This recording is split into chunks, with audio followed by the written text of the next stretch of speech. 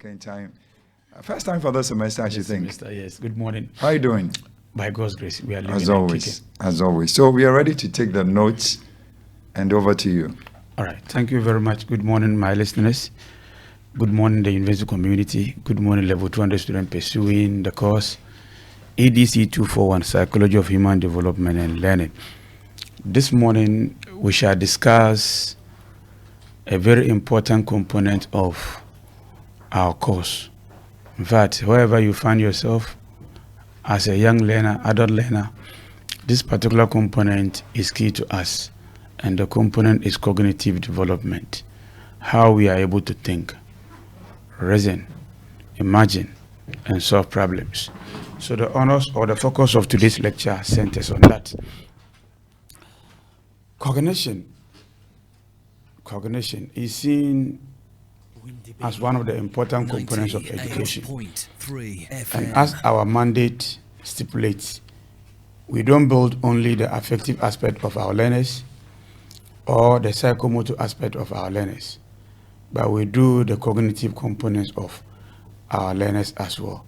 So the learner is built to be a complete learner when all these three key components are built for you. So those of us in level 200 pursuing the course EDC 241, Psychology of Human Development and Learning, let's get our sets on, listen to the lecture, jot down notes, put down concerns. In between, I'll pause for you to bring on board your questions, you seek your clarifications, and raise issues for us to help you address them. And I must make it clear that no one is a paragon of knowledge. So I'm equally a learner. So whatever I may see on this set, it is for us all to learn. You may end up teaching me. So do not hesitate. Do not hesitate or keep your information when the need arises in the course of this lecture. Cognition is defined as the mental processes or all other activities that relate to human acquiring of information. And when you acquire the information, you don't leave it there. You try to process it. When you process, it means you are trying to manage it. When you manage, you are trying to save. When you save, you are storing. And when you store something, there will be a day that you need it. And when you need and you go in there, pick it and apply, then we term that a usage. So basically, cognition is about when you acquire information, process the information, store the information, and bring the information out and apply when the need for it arises. So every learner does that in wherever they find themselves. Every learner does that in wherever they find themselves. So we as learners, human beings, our brains understand whatever we come into contact with. We are able to perceive. We are able to think about the world around us. And that is what basic cognition is all about.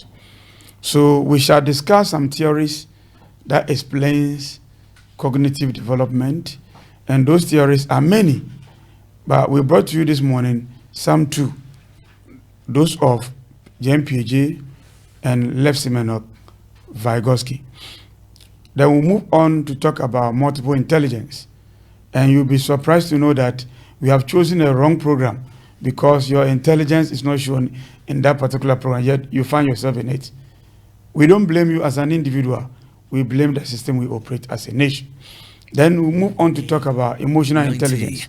Your ability to understand your feelings and the feelings of others, which is the basis for which we are able to decide. We are able to manage our anxiety. We are able to move away from stress. That is distressing. Who is Piaget when he talk about cognitive development? Piaget was a Swiss environmentalist with a focus on studying plants and how they grow. In one of his investigations, he mistakenly took out a sea plant called mullock and threw the sea plant out for a very long time. One day he went there. Ideally, the plant must grow in water. But ideally, he went there and saw the plant growing on bare land. So that was the turning point of his investigation, moving away from a biological perspective or environmental perspective to a psychological perspective, saying that why would a plant grow on bare land instead of water? Is it that the plant has had some ability to be able to withstand the adversity it is going through? And his answer was just a simple yes, saying that that particular plant had the ability to withstand all the torrid nature of the environment without dying. Because sun is scorching, no water, air is blowing left and right, front and back, yet the plant grew. So he stood on it to say that no, the plant has adapted. It means the plant has adjusted. And when you adjust, you only adjust when what you know already is no more with you. When your system is disunited, when your system is reoriented, you must readjust so that you'll be able to live and grow without dying. That was the genesis of Piaget's theory of cognitive development. Piaget did not stop there. Based on the information he had, he postulated some three assumptions. The three assumptions are: one, he said every living organism has an internal organization which they use in thinking. Every living organism has an internal organization which they use in thinking. It means you and I have something in our brains that we use for the thinking. Assumption 2, he stated that the internal organization or the internal organ is invariant among people. Meaning what I have as basis for me to think or reason is not different from that of a child that is born today in terms of structure, in terms of functioning. In fact, that is why he placed the theory into two major components: the cognitive structures and cognitive functioning. So the way I think, the way I reason, and the way my brain is structured is the same as the way the child's own is structured and the way it functions. So the cognitive structure here is what gave us the ability to do things without being taught. And doing things without being taught, which is by nature or innate, is what he gave a name as schema. We are able to suck our fingers when we're young. We're able to suck our mother's breast when we're young. We're able to eat food when we're young. We're able to even defecate, urinate without being taught, which were all inborn. So schema is a general way in understanding your world, nothing more, nothing else. Then he moved to the third assumption, that the internal organization can be so variant as a result of experience. So the difference between myself as I sit here teach you or facilitate the program this morning is as a result of my education. Other than that, I'm not different from you. So if you see me stand in front of you in the morning, lecture you, advise you, talk to you, it's a result of the accumulation of life events. And the accumulation of life events is what we term as experience. And that was what Piaget gave us. So three good assumptions: that we all have something in us that we used to think, and that something we have in us is no different from people or among people. We can only see differences when we have experienced more than others. So that is Piaget's view on that. But Piaget didn't end there. He went further to talk more about his non-stage theory or non-stage cognitive development. And this non-stage cognitive development is what we talk about, or we say as adaptation. This adaptation, according to Piaget, as every individual as we are, when you find yourself in a new environment, you must make amendments to your system so that you'll be able to live. So I always tell my students that when you go to Rome, you do what the Romans do. So when you find yourself in a new environment, you must adjust to live in order not to die. When we first stepped foot in the shores of University of Education, Winneba, there were many things we were doing, thinking that they were all right. But the system we came to meet has reoriented our thinking, meaning it has reoriented our lives to be able to adjust and live very well. And in the process of adaptation, we have two concepts that come to play. They are assimilation and accommodation. Assimilation and accommodation. How does assimilation occur? How does accommodation occur in the process of adaptation? In fact, they co-occur or they occur at the same time. They occur at the same time or simultaneously. We don't say one occur before the other. As you assimilate, you equally accommodate. So what goes into assimilation and accommodation? Specific to assimilation, it is when you add new things into what you know already. So when a child is born and is found on the environment, and the child is growing, the child quickly pick things on the ground and try to what? Know it by putting it into their mouth. They are learning that concept, but you never knew. You may think that there's some sweetness that the child is getting there from the perspective of Piaget, but that isn't the case. They are trying to get to know the concept that you have just displayed, or the thing that you have just placed on them, which is an object. So in assimilation, you add a new thing into what you know already, or what is in existence. So I'm able to know that in UEW, we start lecture at 6:30. So if I used to wake up at 8 a.m., now I have to wake up at 5 a.m. and prepare and attend the lecture at 6:30 a.m. So you have added new time to the already known time of yours. That is assimilation. Then we have accommodation. Sometimes it may be very difficult for you to even adjust or to even add the new things. You need to change over. Maybe you were wearing just topless or more or less a top, but there's no top. Everything of yours is exposed. But you come here and we have the dressing ethic or the dressing guideline that you must follow. So you need to change all your wardrobe and now think like you are a Roman father, a Roman sister, or an Alaji or Hajia, and wear a long dress. So you have changed your thoughts to go into that. That is accommodation. So accommodation is about modifying completely, changing completely to look or to synchronize with what we have in the system. And that is what adaptation gives us. So you assimilate to accommodate in the process of adaptation. So wherever you find yourself here, you know the course we are even studying with you, that is Psychology of Human Development and Learning, with the code EDC 241. We may have issues in grasping the concepts, but there's no way you can run away from it because everyone here does it.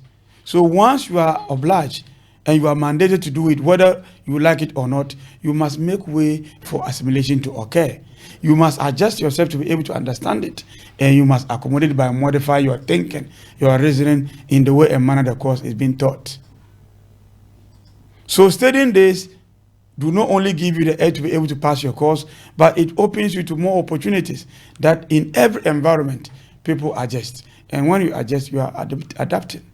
And in the process of adapting, you are assimilating and as well accommodating. To Piaget, there may be instances where your system becomes imbalanced.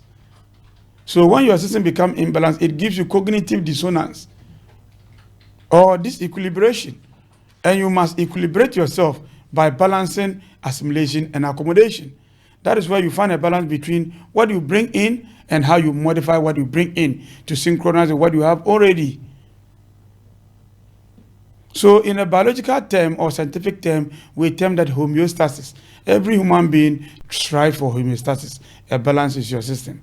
Without that, you cannot live. That is why we make a way to be able to do it.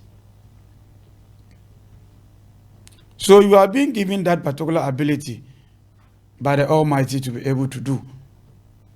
And that Almighty thing that He gave us is a schema, the natural way in understanding your world. So the schema becomes so sophisticated as you go by the day, the night. So every now and then we make a change. And when the change is made, we have done a complex thing, a sophisticated thing. The reasons why now I can teach you, but I can only learn a little from you. I've schooled to some extent, and I have the ability to be able to teach psychology to you to appreciate it. And I'm always being able to teach them because I've had a chance to school up to the terminal degree. I don't have anything special in me which you do not have.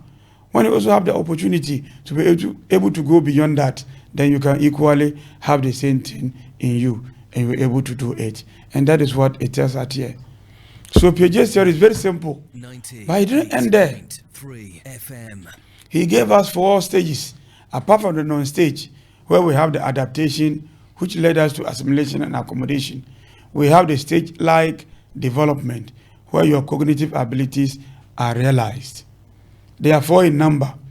We have the sensory motor stage, pre-operational stage, concrete operational stage, and formal operational stage. We'll walk ourselves through this individually, and as of the time we'll be done with it, each and every one of us here will get all our doubts cleared. So the sensory motor stage is the first stage.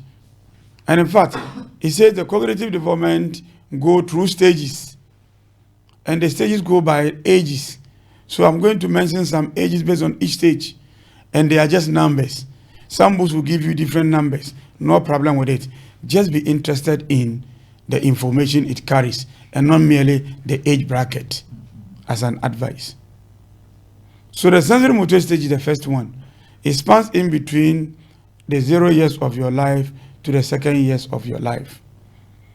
And the life of the child is based on the senses and the sense organs. What the eye see, what the body feel, and what they are able to manipulate. So don't be surprised if you are a Rastafari or a woman carrying a colorful hair at the market square today, Tuesday, and the baby boy, baby girl behind the mother's back saw the colorful hair and then pull it. Don't call the child as a bad boy or a bad girl. It's what the eye has seen that they need to feel and see how it is. So their thinking is that it's a colorful thing and I must grab it. When they grab, they will pull. When they pull, you say, "Ach." When you say, "Ach," the child has learned. Sometimes they may smile at you for doing that. Not because they are teasing you. It's because they are learning a concept. So concept learning over here is very key. 2 years, they see every man to be a father. Daddy, daddy, daddy, daddy. Because they've taught or they've been taught dada. And every woman figure become what? Mommy. Because they've been taught a woman is mommy. Even the mother's sibling is a mommy. The mother's rival is a mommy. Because they carry the features of a woman. They have something we call object permanence here, which is a mental ability to think that when things place somewhere and their position is changed, that thing remains at that old place. So you have given a toy to the boy, and the boy saw that the toy is always being placed at one particular corner. The following day you were cleaning and you change the position of the toy. Ask the child to go and take the toy. They will go to where it was last found and not the new place, because that is their thinking, object permanence. And sometimes they do the out of sight, it's out of mind. They may be playing with objects. Just take the object away from them. Their minds will change to another thing. And yesterday in a Jumako, I was just laughing at a small girl who was playing with a pen cuff. And the pen cuff could hurt her. I made the mother took it away from her. The attention moved away from pen cuff to the book. She picked the book. Her mind is no more on the pen cuff. Because the next thing is that thing, because the sense organs have seen a book lying somewhere. And the child has to go and pick it and work with it. So this is the way they build their understanding of objects and concepts. So when they leave the age of 2, they move into the school-going year, which is termed as pre-operational stage. Pre-operational stage. It is before operation. Pre means before, and operation before action. It means they think before they act. It means there are some things that occur before they are able to think correct.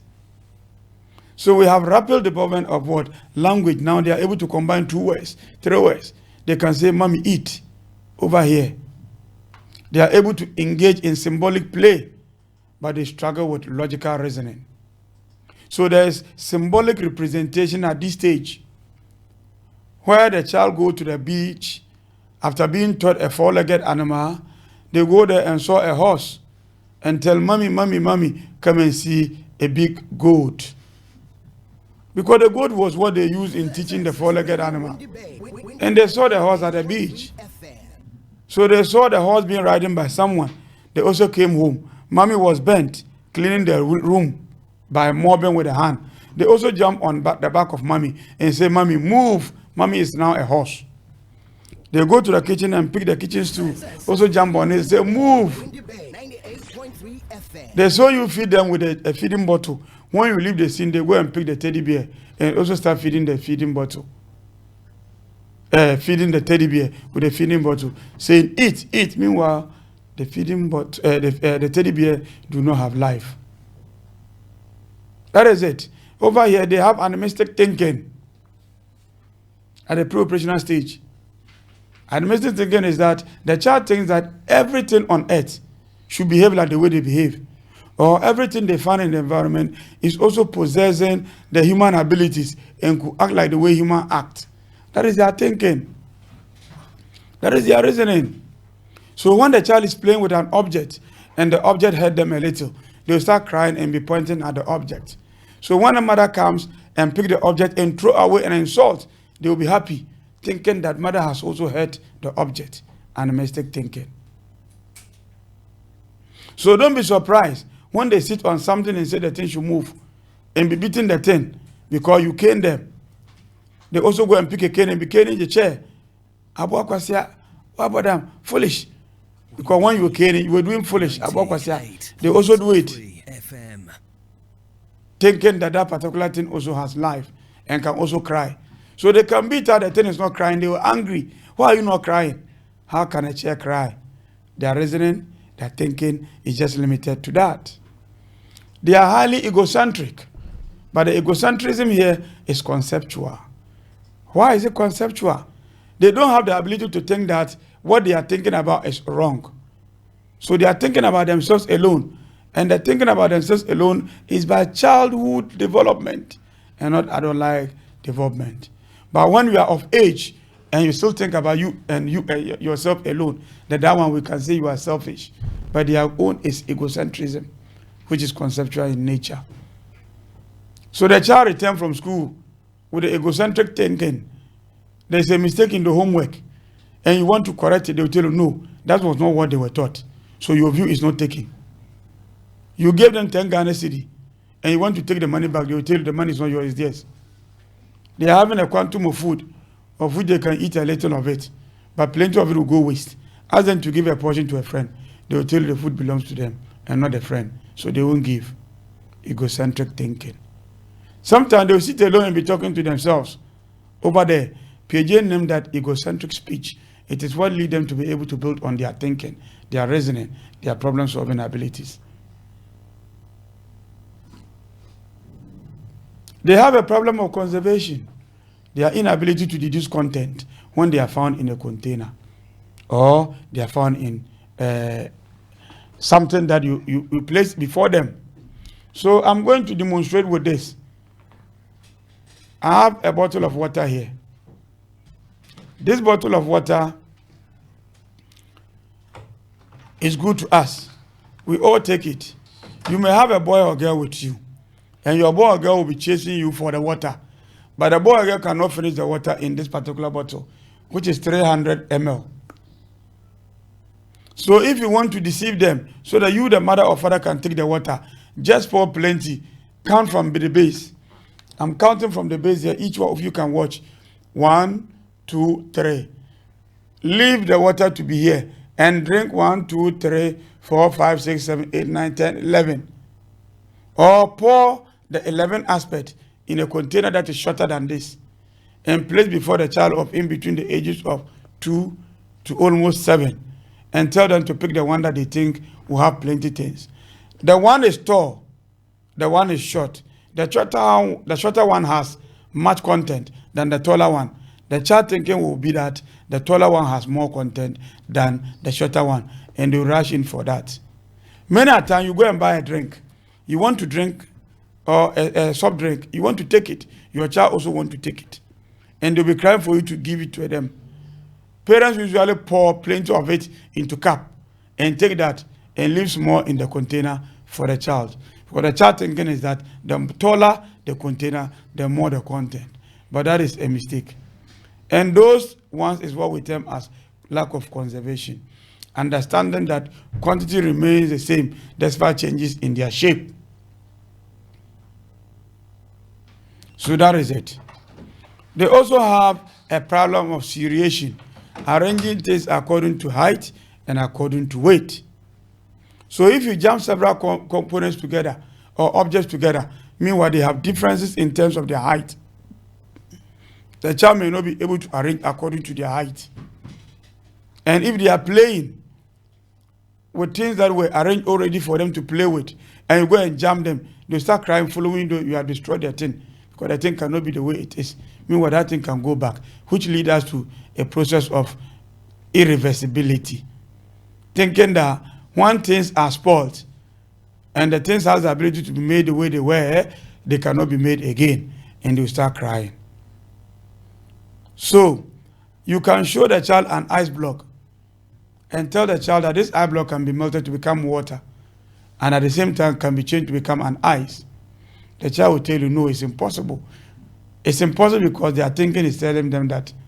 But as they grow, they will be able to change and know that, yeah, water is what leads to ice block. And ice block can also turn to what? Water. Simple as that. But as they progress from the age of 7, the school going year, to the age of 8, they move into concrete operational stage. Concrete operational stage. And at the concrete operational stage, all the mistakes that the child committed in terms of their thinking in the sensory motor stage, pre-operational stage, are corrected. Now they can think logically, but only with concrete materials. So when they see, they are able to understand. Something that they can have a feel of, they are able to understand it. So you don't teach without concrete evidence to show. So you can't go and teach photosynthesis without bringing a plant to the class. If you are doing environmental science, you must bring a plant to the class and cover a leaf of it and leave a particular leaf out so that you can compare the differences, a small experiment on photosynthesis. You can't teach public policy in political science without letting them have a feel of the policy that government has brought, which is a public issue, so that they can understand how it is and how it works. And we have several public policies that the government have enacted, which are helping, others are denying us what we want. So things that are evidence-based must be used to teach, because the logic is there and the concrete is what they need. Now they are able to reverse things, think differently, and assert the views of others, and not being egocentric at the concrete operational stage.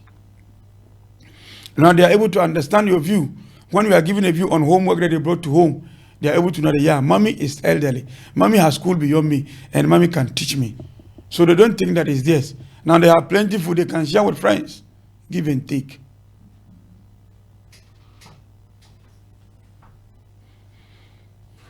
From there, they move into what? Complete deduction. That is the formal operational stage. The formal operational stage talk about the child going beyond the ages of 12, and they are able to think abstractly and use hypothetical reasoning. So don't be surprised here that your child will wake up one day and question your integrity on some things that you were discussing with them some years back. At this stage, they can be engaged in a family meeting. Their views are supposed to be respected. If you think they are still children, they can't think for themselves or argue with you, then you may be making mistakes. So if it's about a particular home chore that you want to all make, decide with them to offer their view. Otherwise, you end up cooking and they will tell you they are not interested, they won't eat. The food will go waste. Mommy will be angry. You know eat and you not tell us. They will ask you, Mommy, did you consult me when you were cooking the food? Here, deductive logic or reasoning from general principle to specific are allowed. And they are able to do that. So you can tell your child, you are growing and you become a man. It ever happened in one of my interactions with my boss when the child came from school. That is 2017, senior high. This boy came back saying that all the books that they bought for him have been written and they are finished. The father looked at the face and said, you are growing, you become a man. Fast forward, he became a university student and thought that everything should be given to him. One day he needed a phone. He called me and daddy says, no, the phone you are using is okay. And I reminded him, do you remember when daddy said, you grow to become an adult one day? This is it. It means you must take your life into your own hands and become an independent person in life. So you need to think. 98.3 FM. They need to be engaged. They have the ability to own their own thoughts. That is metacognitive thinking. The ability to solve problems and engage in scientific or critical thinking. So as you just say it, they will go back and say it. There was a time I had an interaction with him, and as life is, heterosexually, he has a friend. Ethic-wise, I won't mention names. So his concentration was on that particular individual. And as a man, I need not say they engage in coitus. I know, basically, those things are prime as soon as they get closer in an enclosed place. But I place on phone that you people, you should have a core mandate. You went to the university to school. You went there to learn, and the core mandate should be prime, nothing else. Because as early as 9 a.m., you leave your hostel and be at the hostel of your friend, your opposite sex friend. What are you doing there? Are you taking breakfast? And I don't think you have a common assignment that you are going to do. So I have to give them wise statement so that they will learn. And I think now it's making a change in their life. They know, yeah, they move together.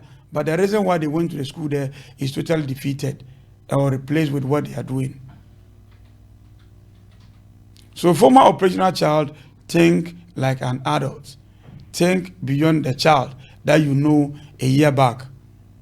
They should be engaged in all activities.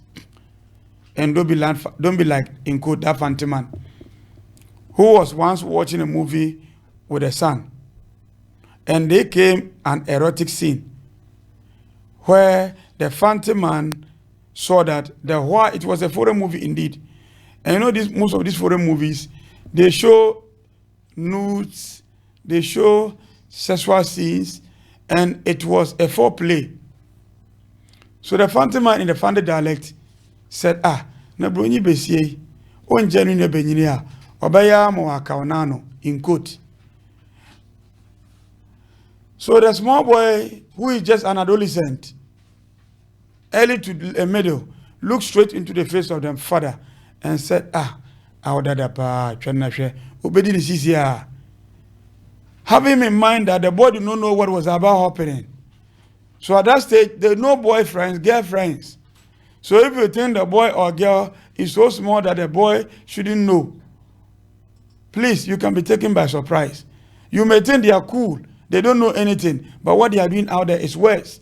Because the reason they think and hide and do.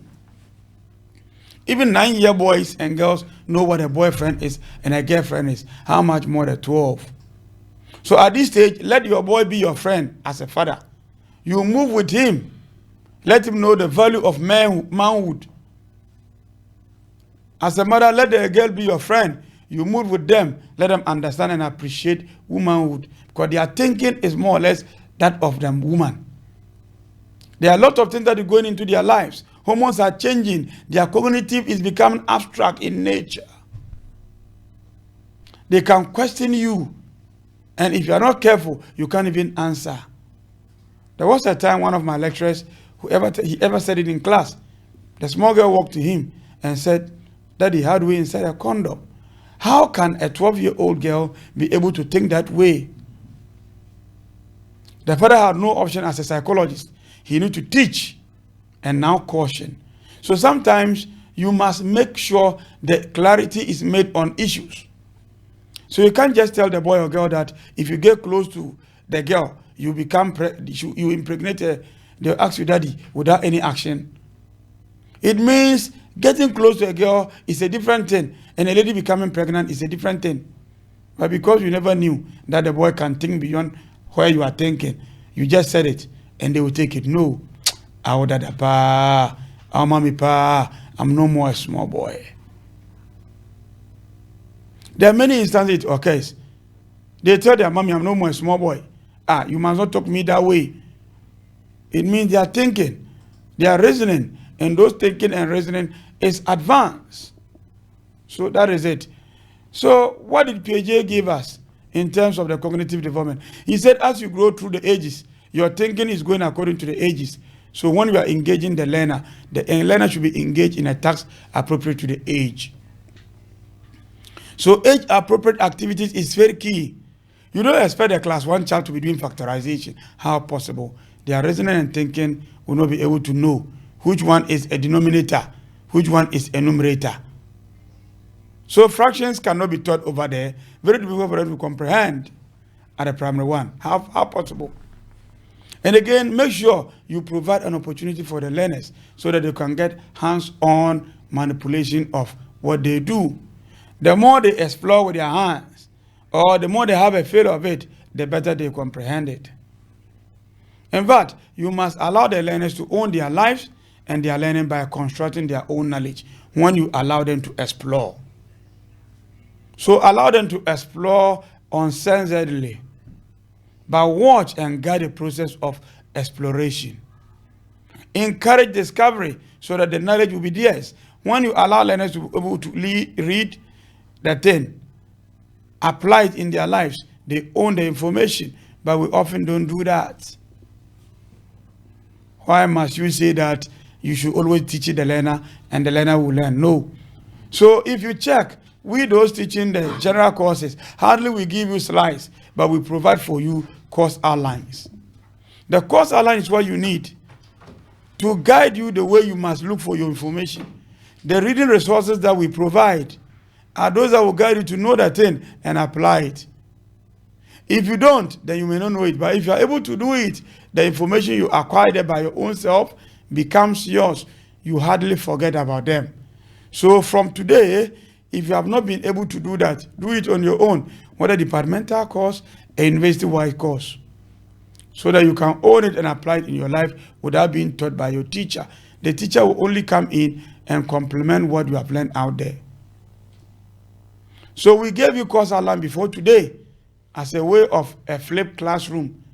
You are exposed to the information before the class so that when you come, we just come and help ourselves to understand some difficult concepts. And this ends the theory of Piaget. This ends the theory of Piaget. We are moving that of Vygotsky. But before that, let me announce the studio lines so that those of us who may be willing or having concerns, questions, will come in with their questions or come in with their concerns for us to help them address. So if you are listening to us this morning, our studio line, which is same as call line and can equally be used as a WhatsApp line, is 050-392-3158. 050-392-3158. You can call us on this. You can WhatsApp us on this. You can equally reach us through Radio Windy Bay 98.3. Radio Windy Bay 98.3 FM. Or live feed on the university main website, www.uew.edu.gh. www.uew.edu.gh. Our lines are active. You can call, you can phone in, you can WhatsApp, you can text us, and we shall respond to your queries. Thank you very much as we continue with Lev Semenov, Vygotsky's sociocultural theory. Vygotsky is a socioculturalist, saying that the culture, the society you find yourself is key in building your ability to think, is key in building your ability to reason, in key in building your ability to solve problems. That is the view of Vygotsky. All right? One of our students from accounting education, I am Elabori Adam. Please, variation in development rate aligns with which principle of growth and development? That is, development is asynchronous. We have no uniformity in it. That is why the same class, some people are expert than you in the courses that you study. Simple as that. That is why within you, there is a difference in your system. If you are a man, your feet are not the same. If you are a woman, the same feet is not the same. But within the woman, your two breasts, one is big, one is small. If you are a man, your testicles, one is big, one is small. Asynchronous, non-uniformity. That is all. So we are moving towards the Vygotsky theory. 98.3 FM. So the theory is about sociocultural theory of cognitive development, which emphasizes the key role of social interaction, the culture one is part of, and the language that we speak. So Vygotsky says that social interaction is very key. So when I talk to you, talk to me, we interact, we share common ideas, I'm able to think, I'm able to reason, and I'm able to refine my ability to think and reason. So it is said that learning is collaborative, meaning you and I coming together for a common purpose. So where children gain knowledge and skills by interacting with those who they have more experience with. He also stated that among learners, they learn from their peers. And learning from your peer is what we term a zone of proximal development, which is what a learner can do alone and what a learner can do with the help of a friend or a peer. So zone of proximal development is a stage just ahead, a child's caring stage. And they can only get there when they interact with their own cohort group. So every learner has it. Don't be surprised when you go to the Montessori schools. The children are sat in a circular form. And it's not for them to have a meeting, but it's for them to learn from one another. So they may be giving a common task where each of them is supposed to do it independently. But some of them will be having difficulty in doing it. And they watch a friend do it quickly, they will be able to do. Let me pause here and respond to N.J. Charles from Political Science Department. Please, students in UW, take this man so serious, because he doesn't teach only for examination sake, but he teaches to change in behavior in life. Very wonderful. Thank you very much. I taught this group last semester, EDC 241, Psychology of Human Development and Learning from the Department of Political Sciences Education. I taught them. So he knows very well that I teach for life. I don't teach for exam. So my students will attest to that. This morning, those in management sciences, they are gearing towards their second open book quiz. The books are with you. You can bring any book of your choice, but there's nothing that you can get. There's everything that you can get in the book. But if you are the type who don't read, who don't apply the life of the psychology, there's no way you can get it. And they are ready for it right after they read the lecture. So I teach for life, and I don't teach for exam. Thank you very much, N.T., for according me this. Really, I'm impressed, and I appreciate the comments. FM. So Piaget Vygotsky is saying that effective learning occurs or happens within the ZPD, where the learner receives support to progress. And that support must come from a friend and not necessarily the teacher. So we always encourage learners to go in for group studies. They should join groups and discuss the concepts that we display or we teach them in class. But many of them will go and become nuisance in the groups. So if you want your group to be effective, it should be in between 2 and 5. If you go beyond that, loafing will come in. Social loafing is when someone does as if they are part of the group and they are executing a common task. Meanwhile, they are relying on you who is doing. So we are all carrying a table. Some of them will only hold it. Meanwhile, they are not exerting any energy. They are not producing any energy for it to be lifted. It's like we are pushing a car. Everyone push, push. Some will be pushing. Others are just leaning on the car as the car moves. That is social loafing. Social loafing. And it happens in a studies group. So we don't encourage loafing in the groups. We encourage groupings for you to learn from your colleagues. So if you do not have a study group, today you can do it. Some of us attended university from level 100 to 900 with our joining study group because we are always argumentative. My first group, 3 girls, 4 men. I will say this, my colleagues will say that. And always, we don't come at any point. We don't reach at consensus. We end up spoiling the whole day. I'll pick my bicycle and go. So for 3 consecutive times, we splitted. And all of us, we never attended any group studies until we completed the university from level 200. Because we are friends and we are all talkatives. We go and someone will talk, another one will defend it. One point, talking and arguing, it doesn't solve any problem. So you must have a timeline for it, and you must have rules and regulations that underpin your group studies so that the best can be realized through your ZPDs. He also stated that you can learn from your teacher and your parent, and learning from your teacher and the parent is what we term as what? Scaffolding. Scaffolding provides you a temporal support as a learner. They provide you a temporal support.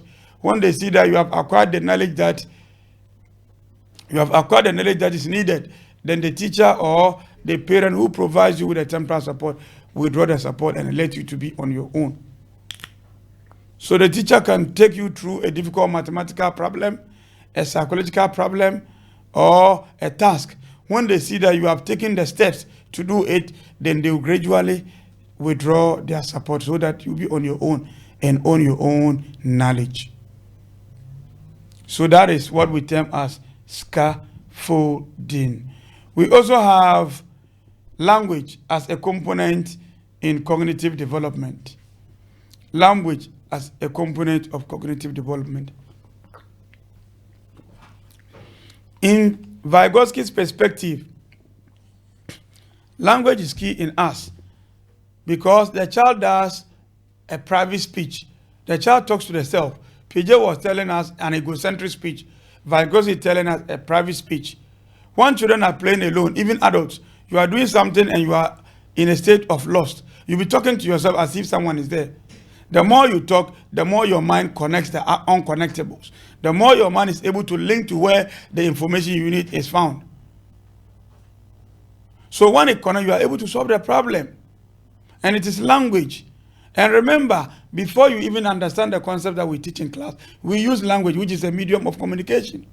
Language is a set of symbols, which we are teaching this week.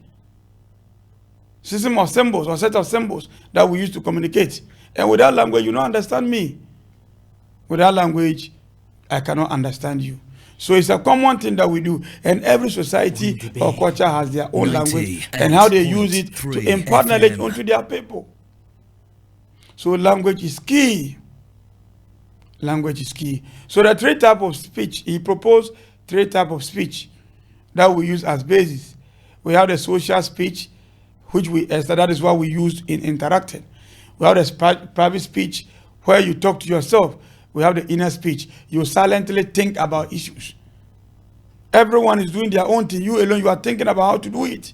It's what we term as inner speech. And this all allow us to be able to think and apply in our cognitive abilities. So he stated that private speech is very critical for problem solving. Private speech is very critical for problem solving. So your cognitive growth or your ability to think or reason is as a result of what? Your culture, your social interaction, and private speech. So between Piaget and Vygotsky, someone will ask, how different are they in their view of cognitive abilities or reasoning? Piaget was saying that one must develop before you learn. But Vygotsky stated that you must learn before you develop. So one must develop before you learn. That is what we came with the stages. And one must learn before you develop. That is what we came with what? Social interaction. So you can see a child, but because of the exposure to the society, the child is able to do things beyond their age. So you are in the realm of Vygotsky. 98. So these 2 theories are very key. FM. We have others that lead us to that, but they are purely cognitivists. We have the Brunner, we have the Osbel, and so on and so forth. We are not going to talk about them, but those that allow you to be able to think and reason, which sit well with early graders to adolescents, because the course is meant for adolescents, because we are going to teach adolescents. I don't think any of us here doing undergraduate courses is going to teach a PhD candidate or a master student. We are teaching senior high, junior high, so they are the adolescents. That is why we limited you to Piaget and Vygotsky. The phone lines are still active. You can call again, you can WhatsApp, you can text. You can also reach us through our Facebook Live, Radio Windy Bay 98.3 FM, our university website, www.uew.edu.gh, and the telephone line is 050-392-3158. 050-392-3158. You can WhatsApp on that, you can text on that, you can call on that.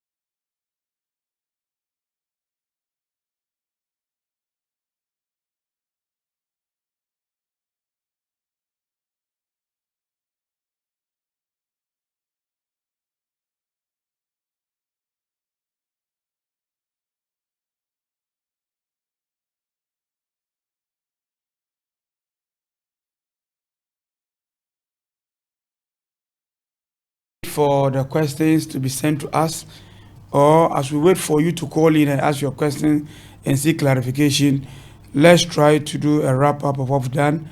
But before I go on to that, I must say that we have several types of intelligence.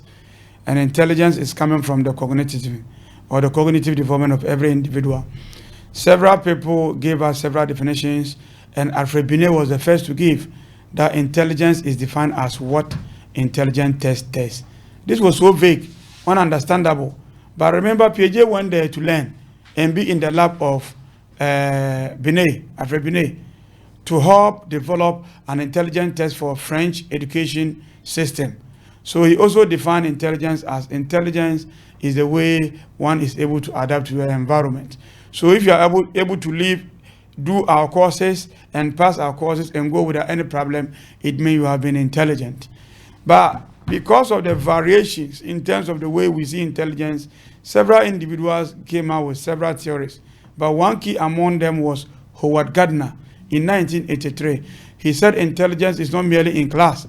Intelligence is exhibited in several components of us. We have the linguistic intelligence, mathematical intelligence, kinesthetic intelligence, spatial intelligence, naturalistic intelligence. There are many, there are about 9. There are about 9, but I've been able to give you 6. I've been able to give you 6. And if some come to mind, quickly I'll give it to you. We have musical intelligence as well. We have interpersonal intelligence, intrapersonal intelligence. And all these make up who we are. So you can see you are doing art education. You are doing political science. You are doing economics. Meanwhile, you are also good in business, better than the economics you are pursuing. So it means your intelligence is manifesting in the business domain and not the economics class. But you chose economics to come and pursue it. So everyone has all this in us, but one of them will come as top or topical, and the one come topical is what you are manifesting. It doesn't mean that others you are not good. You may be good, but one of them is very key and very standing or very novel. So that is where your intelligence is coming from. So don't be surprised when you go out today or tomorrow and you see those from art education department drawing. You see some of them will not be drawing, but they will be tapping the back of others. Draw for me, because they cannot draw. That is not their intelligence. The drawing aspect is not in them, but other aspect of the course is in them, and they will exhibit that in class. So variations in our intelligence is there. That is why we are being guided by Howard Gardner's 9 types of intelligence. 9 types of intelligence. We spoke about Piaget and the way cognitivism is developed in humans.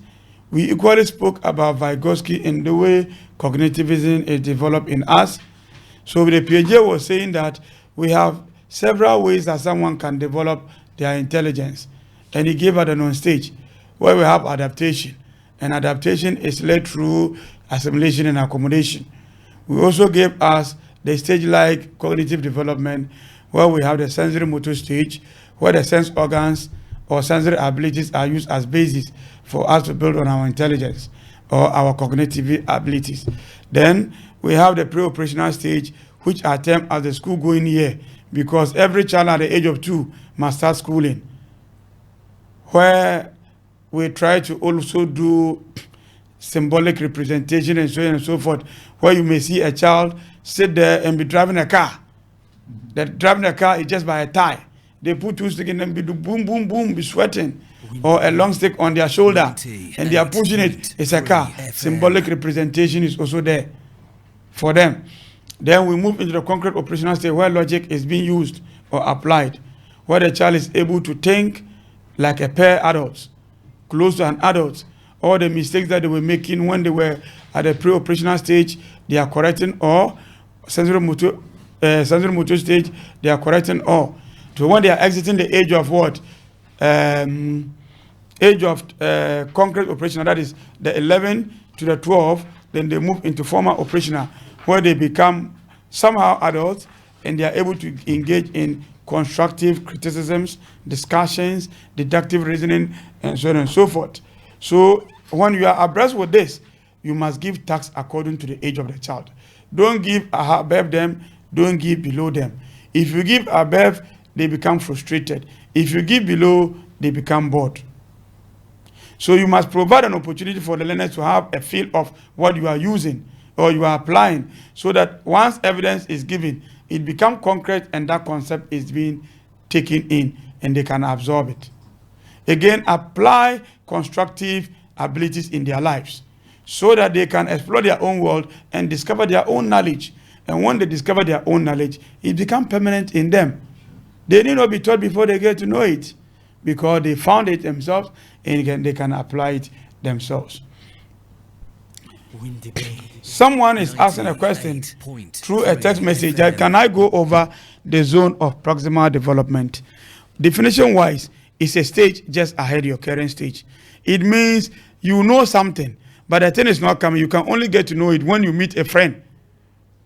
And when your friend do it, your friend will not necessarily teach you. But when you see your friend do, you are able to, you would have been taught.